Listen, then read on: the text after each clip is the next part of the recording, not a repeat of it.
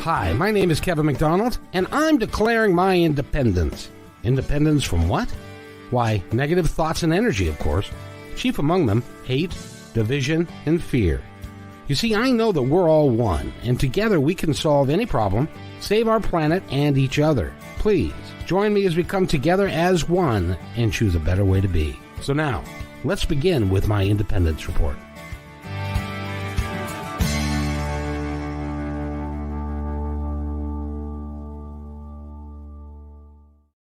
Wednesday. I'm so looking forward to today because a good friend of mine who's become a good friend of mine in the last, couple of months. His name is Eric Hall, and he's with us. He's an author of note, and he writes short stories, and there's a novel in him. I know there is, and we are gonna delve into that today a little bit. But first of all, Eric, how are you? I'm doing well, Kevin. It's a good day. Good day to be an American. Good day to be part of the planet that's slowly getting cleaned up. It's a step forward. Isn't it interesting how 1 week and 1 day, it feels like that there is a brightness that is coming on us that wasn't there before. That darkness is slowly receding, and it's really cool to. And I don't know if for people that work during the day, they might not get a chance to see the press corps and the press secretary do interviews, but they're actually doing interviews. They're actually doing interviews again. Daily stuff, and he's coming on, and he's actually. I know this is going to be weird, but he tells the truth. I know. And he doesn't. I know. He doesn't sugarcoat it. He tells us that the COVID is going to suck before it gets better, and what he's going to do about it, and then he goes about doing it. So I'm just real thrilled to have these things going on. And he thinks ahead. Yes. This whole climate issue. That I was listening to a speech. What was that? About an hour ago. He came on and was talking about the climate situation. He just signed an executive order to bring in alternative power, bring an end to the Keystone Pipeline, continue with what we've established with fracking, but not make any new contracts. He's talking about investing into solar and wind power, and creating, and he's talking about it in the terms of developing new jobs in this situation rather than approaching it by fear base. If we don't do this by the end of this decade, we're all going to be breathing fumes. He's not saying that. He's saying it's time for America to lead a new way of thought about how we power our homes and power our transportation, heat our food, grow our food. This is what we've needed. And like I said before, people can say what they want about Biden, but here he is, and he's doing the job. I tell you, I didn't get a chance to watch him today. I've been rather busy, but yesterday I watched him, and you can see the transformation in him. It's like this job he was born to do. And he looked, yesterday when I was watching him, he looked healthy, he looked coherent, he looked positive, and he really was saying some really good stuff. Yesterday he was talking about COVID, but he was talking in terms that we could all relate to. And it was really, I was, for the first time since 2012, I think it was, I am really proud to watch the President of the United States again.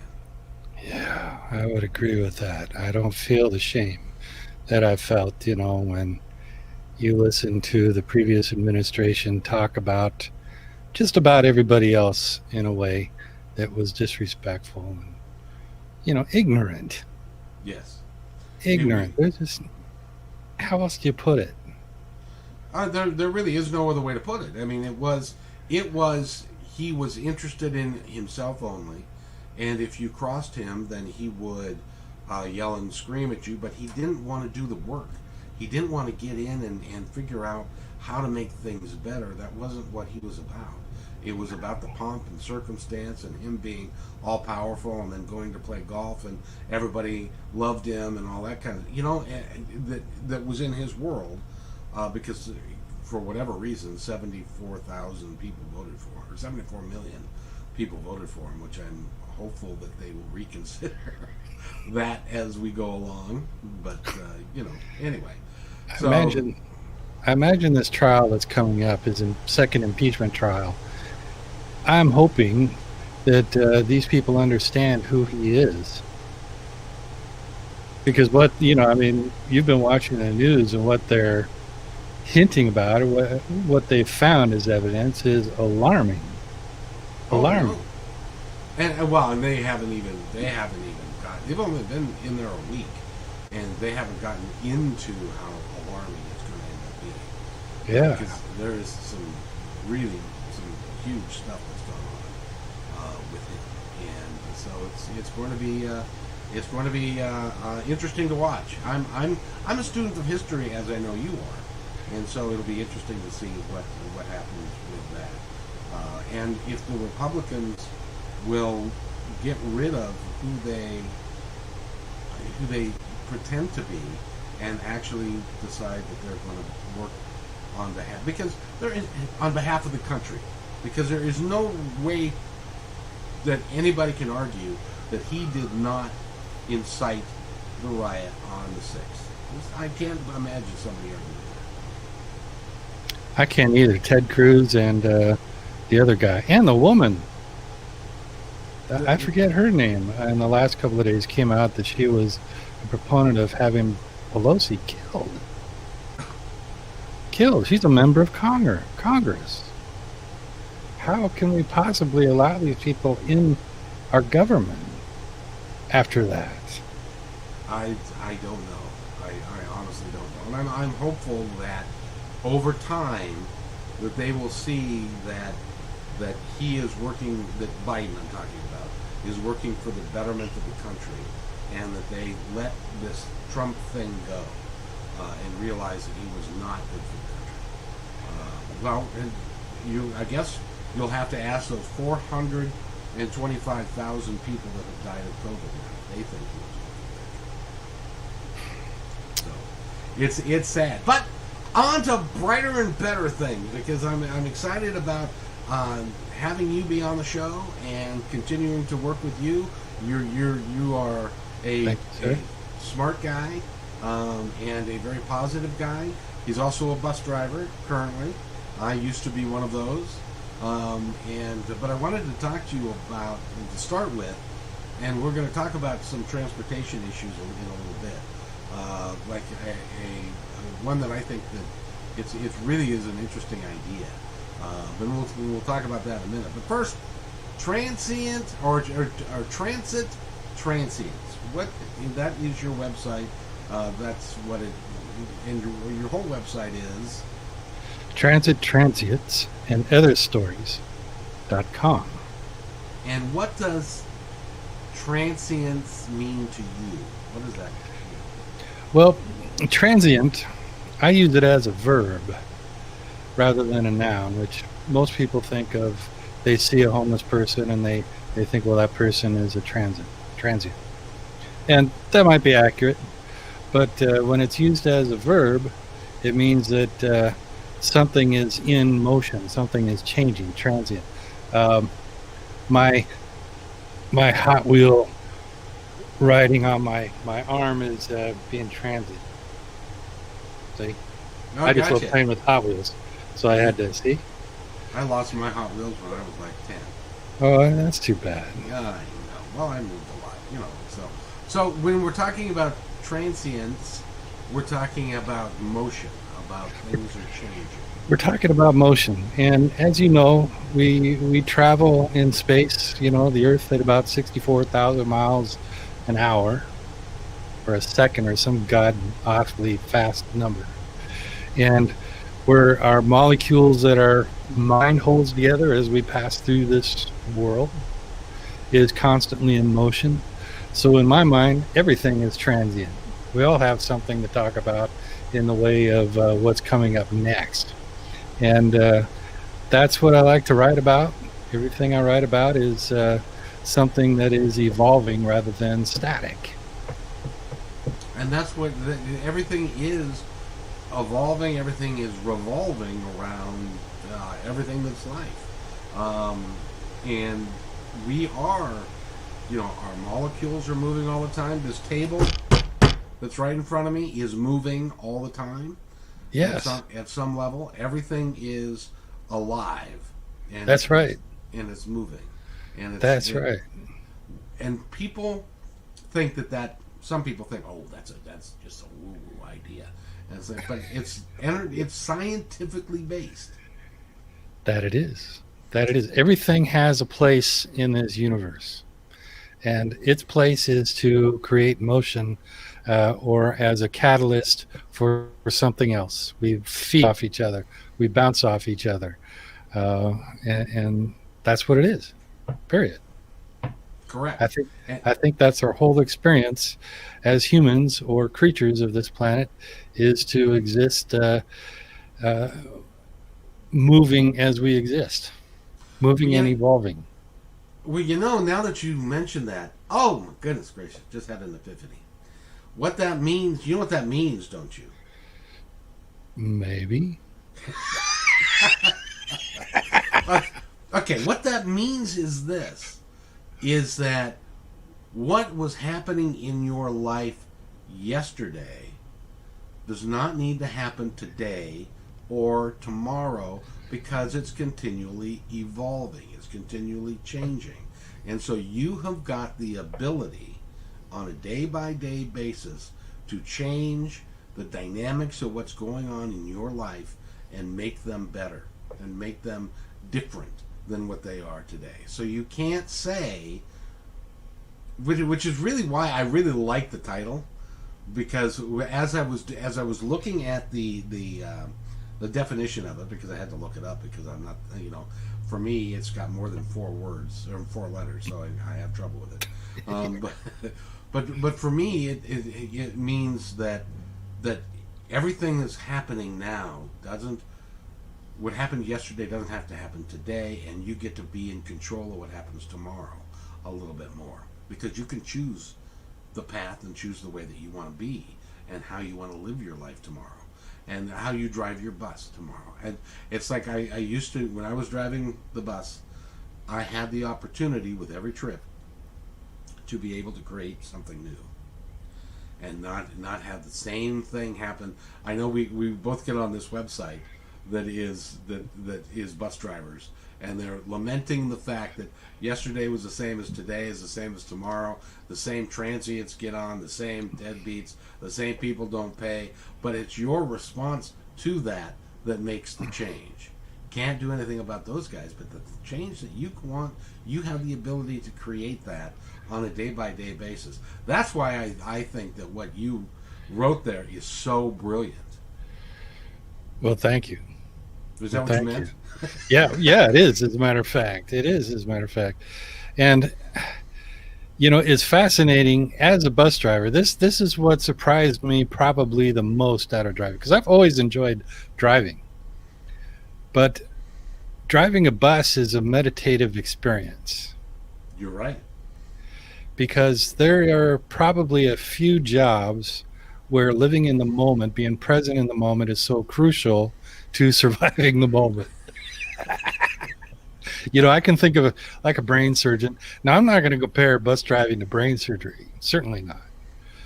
But I will say that it's in the same realm as what you do at that microsecond is as important to the outcome of the person's lives that are in your care as brain surgery. So there is a correlation there. Oh, I'm not going to claim it's as common. Or if you take a more fun approach, a jazz musician who's living in that moment and has all those layers of key and rhythm and expression of tone, all those things add up to being aware of what's happening in the moment and what's coming up next. So I will put it in that same category that you're responsible for the moment. You have the ability to be more alive in every microsecond than perhaps than perhaps uh, writing something. Well, Because well, when I write, it's a different experience. oh, exactly. But now let me for those that have never driven a bus, and there's going to be one or two of you. That, as a matter of fact, nobody in my world, whenever they said, "Gee, I need a better job," I'd say, "Well, you want to be a bus driver?" And they say, "No, I said I want a better job. I, I don't want a crappy job. I want a better job." And but what they so some people have never driven a bus, and so let me explain a bit how it works. Is that you go to work, you sign into work, you've got 10 minutes, 18 minutes now. It used to be 10. You got 18 minutes to get your bus all pre-checked, or to get to where your spot is that you're gonna do a road relief, and then from the moment that you get on the bus, you have to be aware of everything around you, your surroundings. You don't get to take minutes off. You don't get to take seconds off, because that's when you have a problem. That's right. And you can get into an accident. I can't tell you how quickly you can get into an accident if you're not paying attention, or you have issues that are on the bus, or people that are on the bus. You have to be so even a brain surgeon, while they're in the operating room doing their brain surgery, yes, but when they're in their office looking at stuff, they've got lots more downtime than we do. Well, I would hope so. Yeah, I would I hope don't so. want I don't want them to be too tired. No, you're right. That's right. I want them to, cut the right part of the brain away. So, but you as a bus driver do not have the ability to just take time off and still be working and still driving your bus. You still have to be cognizant and aware of everything around you. And I have done multiple things for a living throughout my life. And when I get home from my 8 hour day, my 9 hour day, 10 hour day, I come home, I'm thoroughly spent. Yeah, I feel like I've put in a full day's work. And it's not because of physical activity. My mind is, as much as I love living in the moment, my mind needs a rest. I need to put on that sitcom. I need to put on, some sort of escape movie. And even reading a book at that point is more strenuous than what my mind wants. Sometimes I just want to turn on the radio and go to sleep. That's yeah. that's how much you have to be aware. And I don't think people think of bus driving in those terms, the amount of awareness that it takes. It's good to have strong peripheral vision. It's good to have good ears, and it's good to know where you're at and everybody that is on your bus where they're at. How many people you have on the bus, what their special needs might be. You can go down the list, and the more aware of each of those things, the better it's going to be, the easier it's going to be for everybody. So there's a lot going on perception wise as a bus driver. I'm convinced that most really good bus drivers have got a degree of psychic ability. I think there's something to that. Because if, in order for you to do your job really well, you have to anticipate. Have to anticipate ahead of what traffic is going to do. Is there somebody that's going to run the red light, or or whatever? And what is that pedestrian thinking that is standing there on the very edge of the curb as your bus is going in that lane, and he's in a foot and a half away from him? What's he thinking?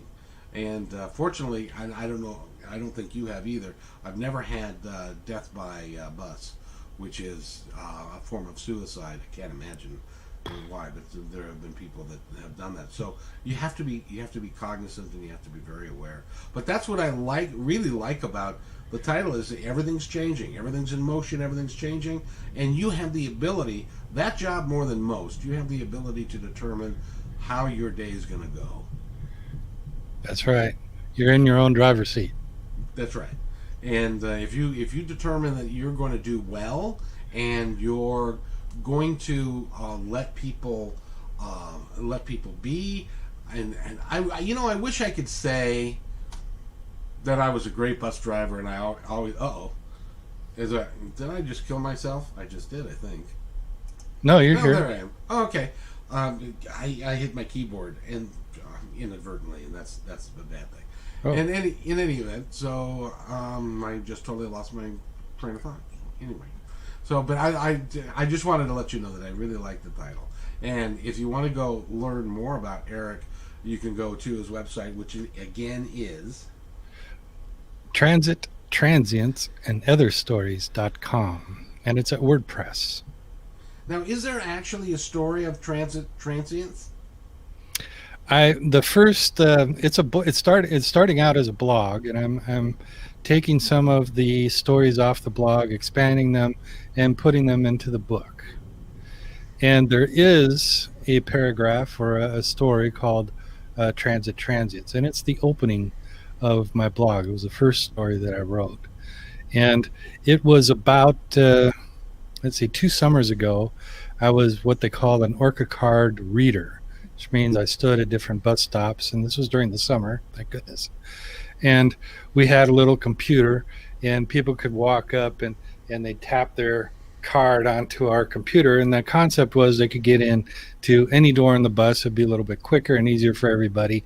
And it was also so Metro had a presence out there, uh, providing goodwill and directions, all that great customer service stuff.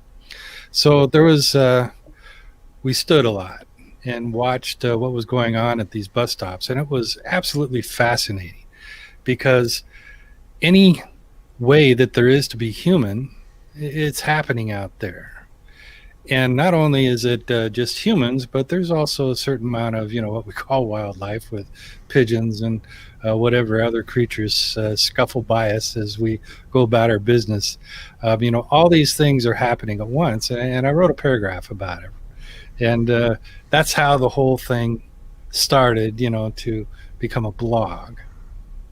So now you are have become a writer. This is a generally this has been a recent development for you, isn't it? That's a couple of years. Yes. I never considered writing. And it was just a couple of years ago I started Facebook. I'd write little short stories about stuff, and people would say, "Hey, I've really enjoyed that. You should write some more." And so I'd write another one, and then more people would read it, and I'd get more feedback, and people seemed to like it. And then I started to take it more seriously, and that's really how it started. And Well, that's really where it's at. interestingly enough, that's how we met. Is that I read one of your posts, Oh yeah, yeah. and I responded to it and responded to you saying that was really good. You should do more of that. And then we found out that we have common people in our lives from years ago, and Small world. yeah, it really is. Especially, it's really small that you are friends with friends that I've known for 30 years. I haven't been around them all that much, And we were really. both at their wedding. We were, you were, I was at their wedding. so was I. I know. My wife did the flowers for the wedding. My ex-wife. They were beautiful. You remember? Of course. They Yeah, were beautiful. Yeah, they were, and yeah, I'll never forget. So we were both at their wedding, and thank God they're still married today. And they're a good couple. They are, they They're a good are. couple. They were there, and Mary was. I was talking with Mary about when my ex-wife, and I were going through our troubles, and she was like, when Rick and I were going through our troubles, you guys stood there and you helped us out a lot, and so we want to help you out a lot too. And my ex-wife, the reason why she's my ex-wife, said, "No, I don't think so. I'm not. I'm done with So I'm done with that boy." So that was the end of that. But in any event, Eric Hall is Eric Robert Hall, I do believe, Yes, sir. is Robert very Hall. good. Now, I wanted to ask you because here's some of you are a lot more plugged into the community than I am, and a lot more plugged into like what's happening and stuff.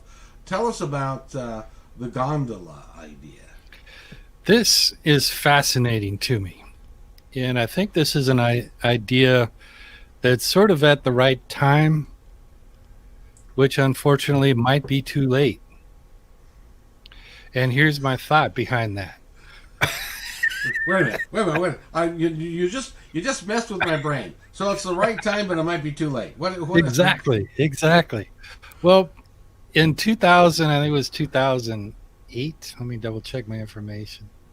2009, 2012, we voted on the light rail system to be expanded into West Seattle and Ballard. And we voted on that, and it's a very expensive process. It's, Oh yeah. you know, It's millions of 600, dollars a foot, kind of thing.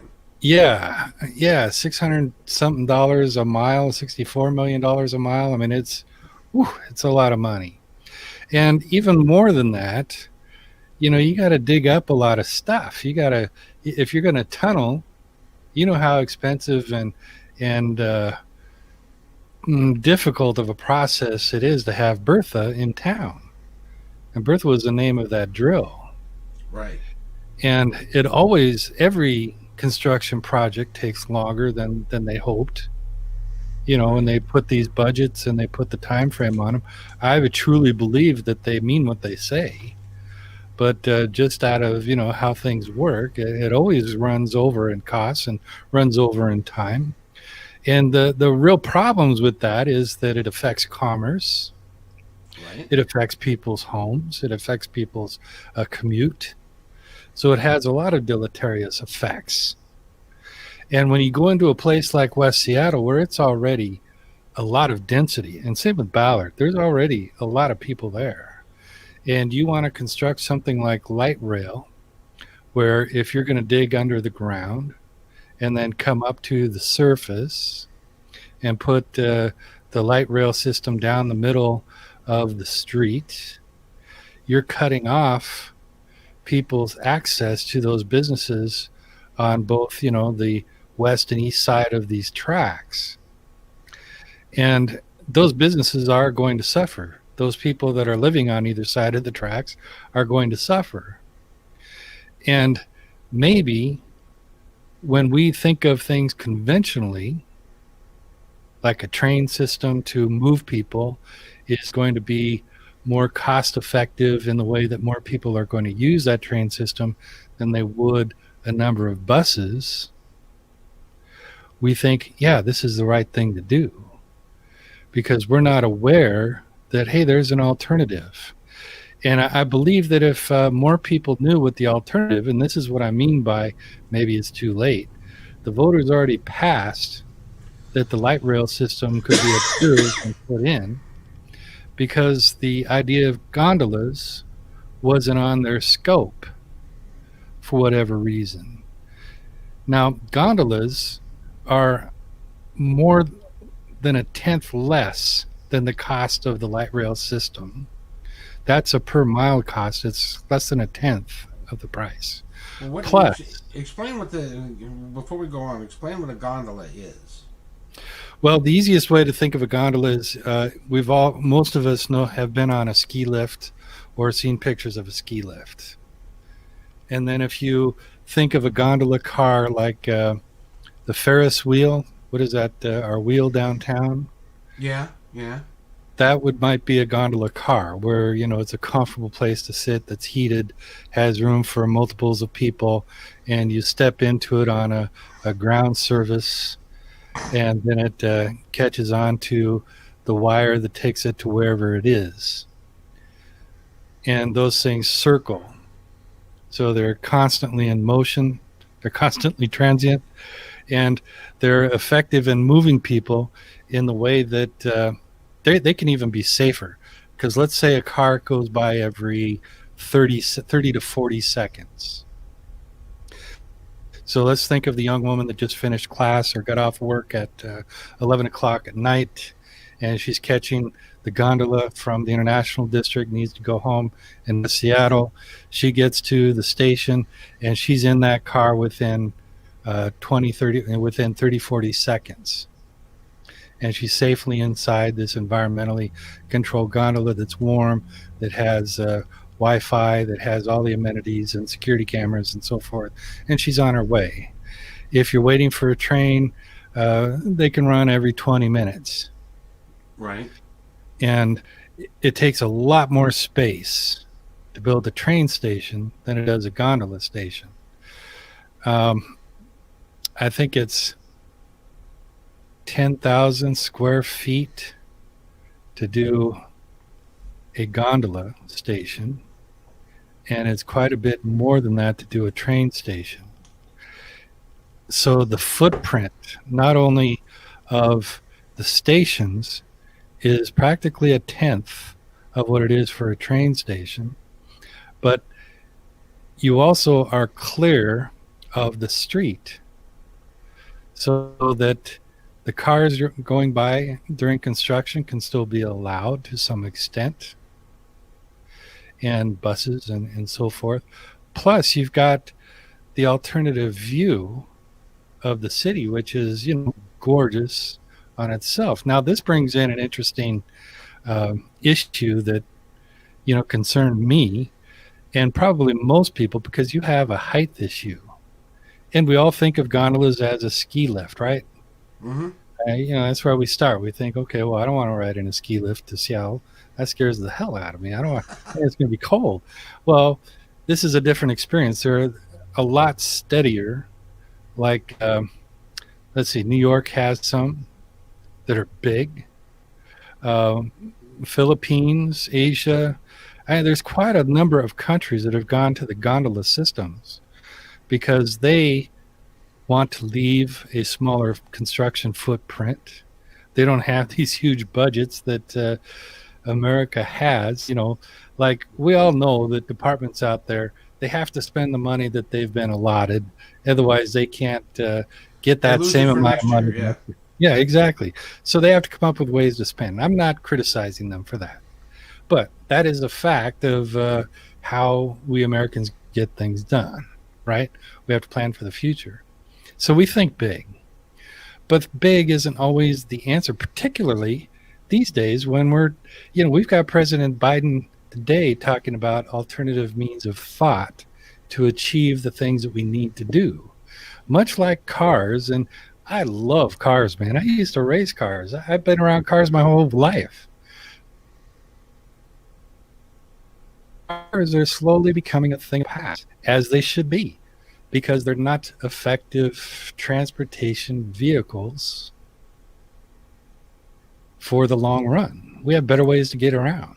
We have, we can accomplish as much as we need to from the comfort of our living room as well, more than what our grandparents could do with their big DeSoto going into town for the weekend and then a country drive on Sundays. It's just remarkable what you can do now from your home. I mean, this broadcast is happening from my home, and I can't take that right now, but this broadcast is happening from my home. Right after we get done with here, I'm going to get on Amazon and I'm going to order groceries. It'll be here between 3 and 5 this afternoon. I've got another podcast to do this afternoon, and then I can go play with TV, and I've got everything that I need, and I can stay safe from people that may have the disease or may have COVID, and I don't want to do that. So it's amazing, and you know what they're finding, which is really interesting, is what they're finding is that there are people that and companies that are working from home, and they're finding that there is no drop off in productivity. In fact, their productivity is actually going up in some cases. And so rather than putting all those people packing them into trains to get downtown, they don't need to do that as much anymore. And the buses, I know that you know this, the buses, because of COVID and stuff, and because people are working more from home, the commutes are down. They're way down. Traffic is way down. I can see Mount Rainier. See, it's right behind me, but I can see Mount Rainier from where I live, and it used to be, it was all smoggy and stuff. If it had been a while since it rained and stuff. So I think that moving into the future, I think you're right. That would be a really cool way to go. Well, isn't it beautiful to see a mountain that we live under? Yeah, You know, yeah. and they're talking about how the sound is cleaner now. Waterways across the world are cleaner just because humans have been kept at home for a few months. The world is recovering. It is time to think about things in different ways. Period. It is. We have got no choice No. when it comes down to it, and we've got to embrace the change. Well, you were talking about President Biden today, and that he was talking about not only will and I didn't listen to it, so I'll paraphrase and then you can correct me where I'm wrong. But not only will it be better for the environment, but we can create millions of good-paying, clean jobs at the same time as we're putting this together. Is that kind of what he was talking about? Yes, and even the word locally came up. So that is Right. to say that let's say you and I wanted to get a job in solar energy, we wouldn't have to move to Arizona. We could get a job here in Seattle. Like you said, we can do so much from the comfort of our home that the need to go into somebody else's building and work for 8 hours a day isn't as nearly important anymore.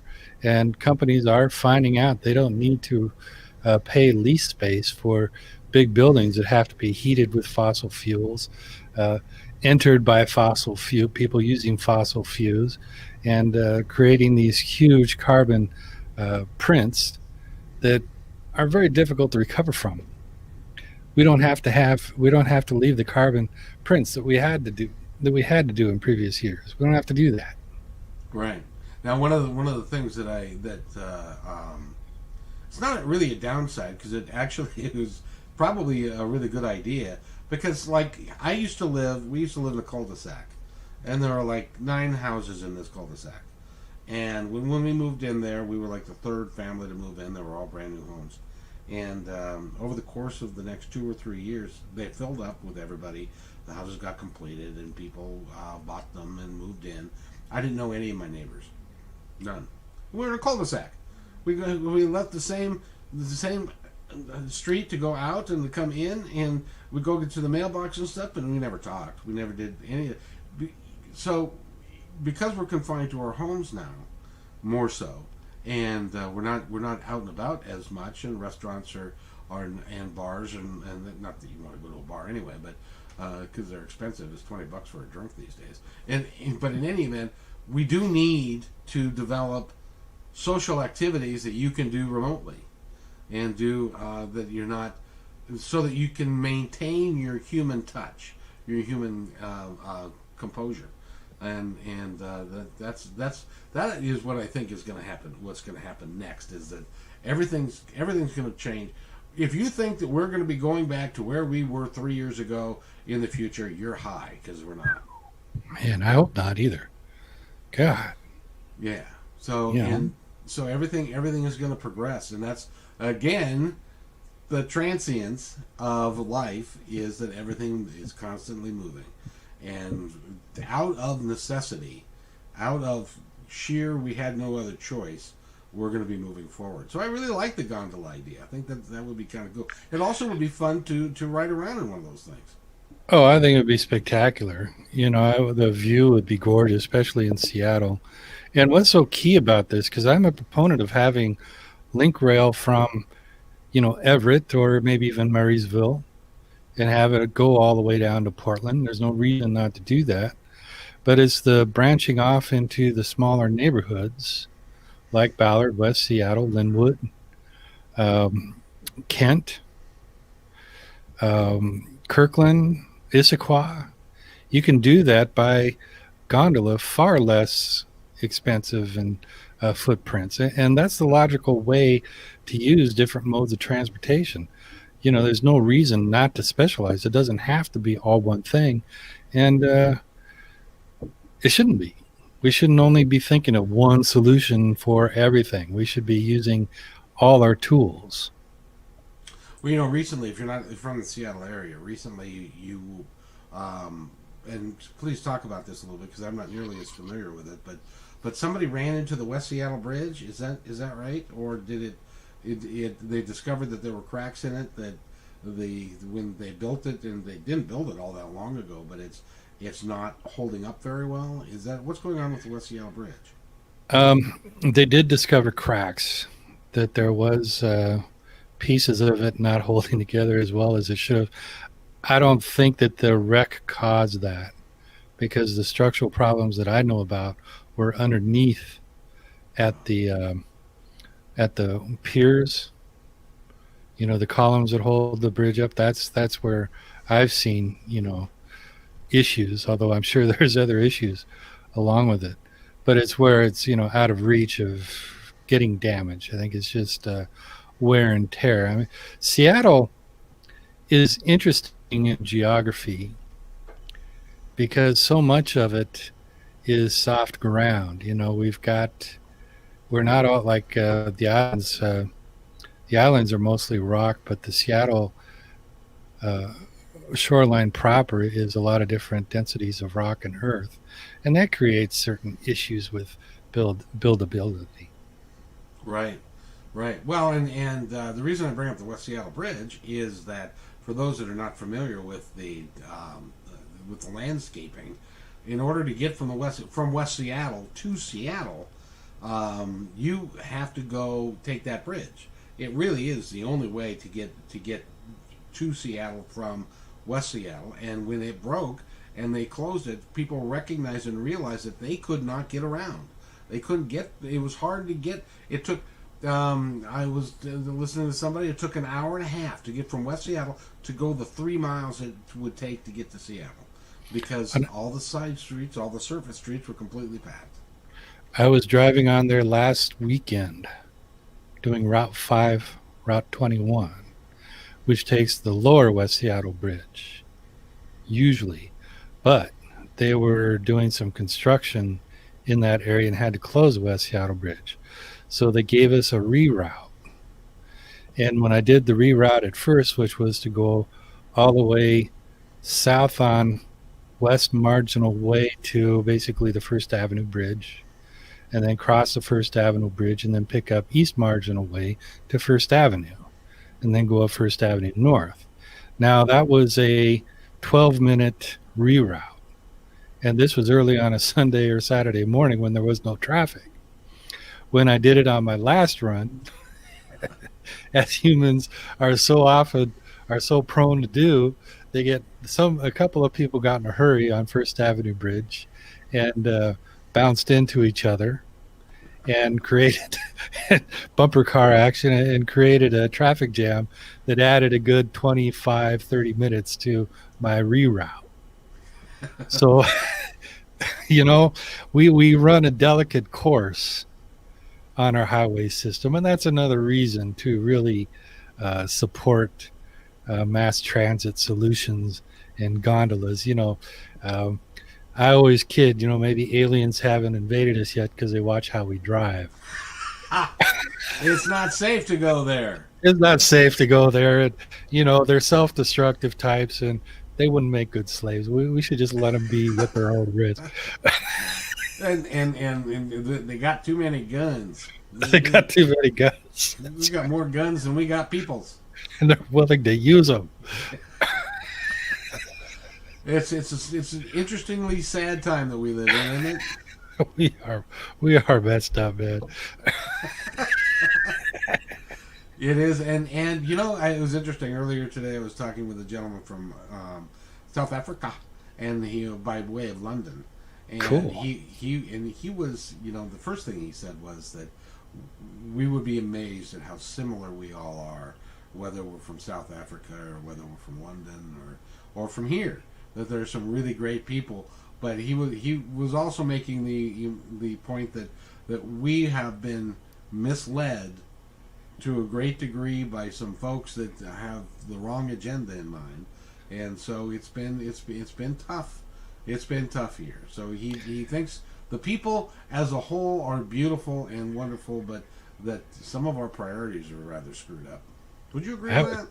Oh yeah, I tend to agree with him. And interestingly enough, I worked with a woman in an office who came from South Africa, Ah, and she apparently had some money because she was driving a BMW in South Africa, you and would need that. she had a security system that was installed in her car, which was referred to as blasters. I said, "Well, blasters? What are blasters?" And she said, "Well, they're kind of like flamethrowers. If somebody tries, if somebody tries to confiscate your car, carjack you, you just push a button and it fixes the problem." That's almost like a James Bond thing. Yeah, exactly. So I sort of scooted my chair, another foot and a half away from her and went back to my work. And I never took another cookie off her desk after that. Because you don't know how far her That's right. security extends. That's right. Oh So man, yeah, yeah. Well, she was a sweet girl too. So I guess those things are needed. And yes, I agree. I agree. People have their own agenda rather than what's good for all of us. People like their pockets lined. They want their own island. that's it, and people really do, and it's really is sad that people are not happy with what they have, and they want more, and they're willing, depending on what they're willing to do to get it. My attitude is follow your passion, and follow your passion, and good things will happen. The same gentleman that I was talking to earlier. He's also an author, and he said we were talking about being an author and how difficult it is to get published, and even if you get published, to sell enough books to make it worth your time and make it worth your while and stuff. And he said, if you want it to be a holiday, or if you want it to be just a fun little hobby, then being a writer is awesome. If you decide that you're going to make $1 million being an author, you might want to reconsider your career choices. Yeah. It's the same thing I was talking to him about being a podcaster, which is apparently that's what I'm doing, like full throated now. So I've got more podcasts coming up than I can shake a stick at.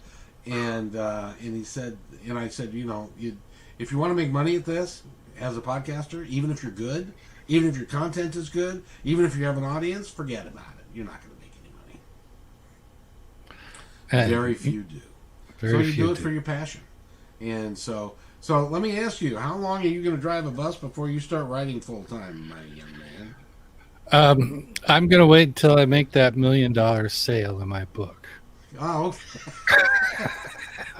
So you're going to And retire at then I'll 70? Is stop. that yeah? With any luck.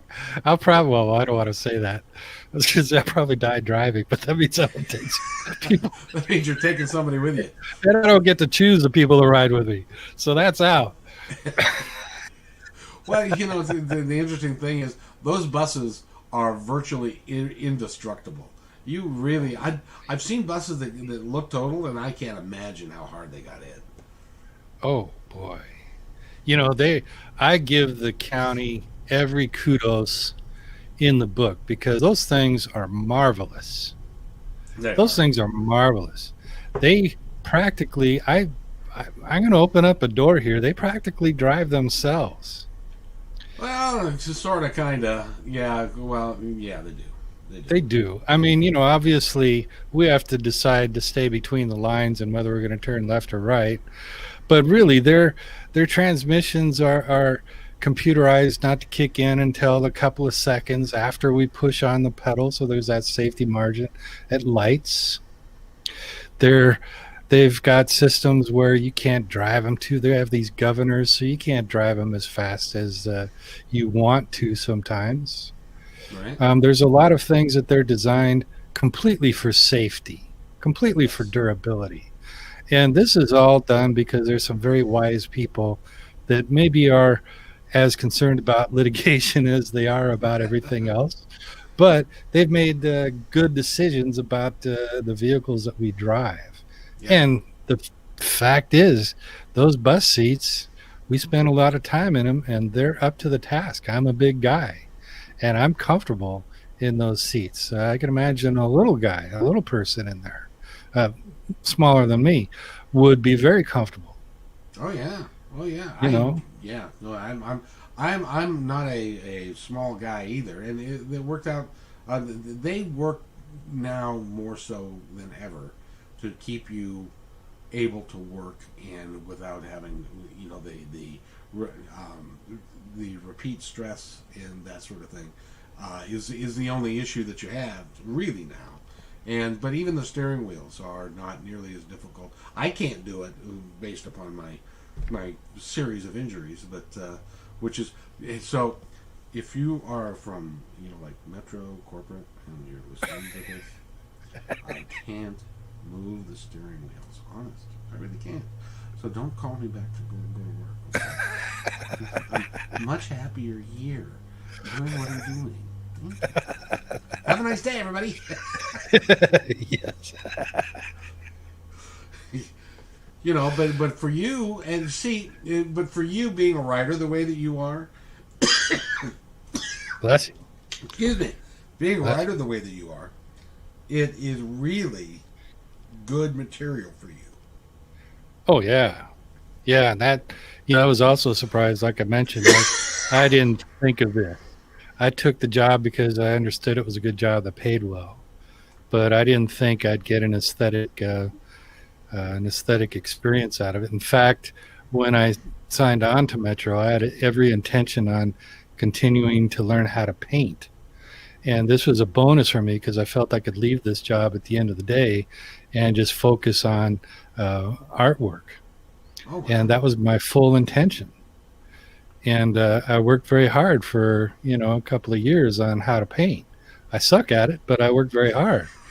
Yeah, that I'd write these goofy stories that I didn't work nearly as hard at, and they were saying so much more and so much more fulfilling for me as an artist. That wow, this is the right thing for me to be doing, both for a job and as an artist, is to watch what goes on during the day and then write about it. Well, what's interesting about that is that you would consider writing to be easy for you, right? Yeah, and I say that with due respect. That I know writers that say writing is a difficult process, and it takes a lot of hours to write well, and I agree with that. For some reason, um, I can write better than I can paint, or the amount of effort it takes me to write is so much smaller than it is for me to paint. And I would not put myself in the same category as John Steinbeck or Ernest Hemingway. I'm not. Those are great writers. I'm just a hobbyist that's able to put together some good words that expresses what I see. Well, but you see, at the same time, what you put together is meaningful to people, and it comes to life. You have the rare ability to make what you write come to life, and I'm real excited about the fact that I'm going to voice a few things for you. Oh, I am Um, too. You're great at that. and that's really is a lot of fun for me, and so I enjoy doing that. You enjoy writing, so let's you got some lights, I got a barn. Let's put on a show. Count me in, Spanky. Well, you're old enough to remember those Shirley Temple and Mickey Rooney things. Oh yeah, yeah. At the end of everyone, they needed to make some money. They needed to get some money, and so they'd That's say, right. "I got some lights. Well, I got a barn. Hey, let's put on a show." And suddenly they had an orchestra, and they had costumes, and they had the thing that would cost $1 million, and they have all that. But that's fantasy for you, Oh, But they were lovely. yeah, They were lovely. that was the time. Those were just totally. I mean, Alfalfa was a gifted singer, man. It never got better than that. Well, I'll tell you. By the way, if you want to get a hold of Eric, if you want to talk to him in any way, shape, or form, you can go to his website. I imagine, or what's your email associated with your website? My email is studioehall1 at AOL.com. That's numerical one. Oh, Studioe HALL1 at AOL.com. Very And good. I will post a link to Skylink. I did an interview with a friend of mine. Name is Marty Westerman, and he's involved in trying to get the Skylink on the agenda for us to replace the link rail system with Skylink.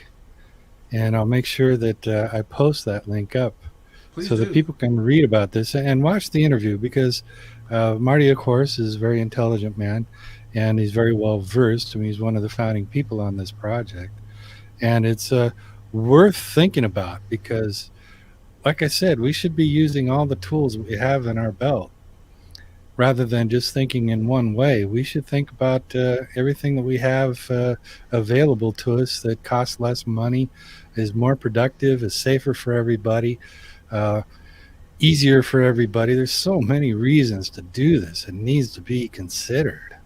Oh, sure. Sure. As a matter of fact, I'll put it on my Independence Report as well. Great. And so they'll have a couple of different places where they can access that interview. And that interview will be done by Sir Eric Hall, the master, the master writer and stuff. And it's great fun to have you here, young man. Well, I'm afraid that our time has run short. And so, is there anything like you would like to add or to tell our audience before we check out? I am. Next week, I'll have information about a Native American from the Tuamish tribe that was a catalyst, both in personality and location for Seattle.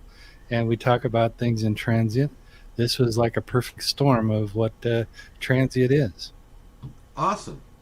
By the way, he is Eric Hall. My name is Kevin McDonald. Now we are going live. I'm so excited about this. We're going live Monday through Friday at noon Pacific. And we will have different guests every day. Yesterday, Coriel Kramer was here. Today, Eric's here. Tomorrow, I've got somebody else. I don't know who. I'll let you know tomorrow. But I've got a bunch of authors. I've got it. It's amazing that folks are coming out of the woodwork because they love the message. They love how we talk about it, and they're really appreciative. And so, therefore, I'm really appreciative right the bank. So this is just a lot of fun, and I appreciate everybody. And you take care, guys. And this is new, Eric. You haven't seen this yet. And so with this, have a great day, everybody.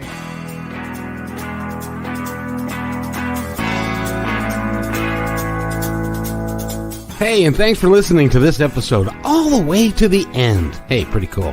Hey, don't forget to follow us so you can receive regular updates and new posts. And remember, take care of each other because each other's all we've got. See you next time on My Independence Report.